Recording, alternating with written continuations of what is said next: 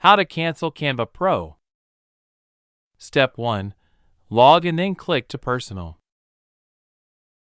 Step 2. Click to Settings.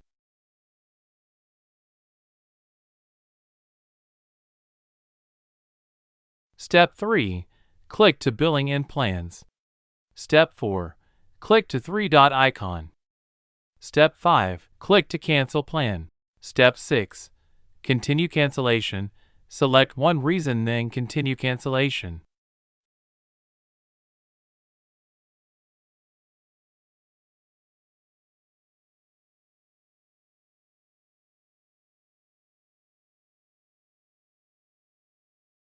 Final, cancel subscription.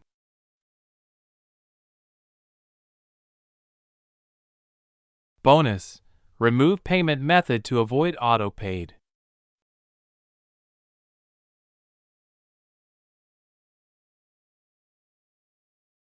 Thanks for your watching.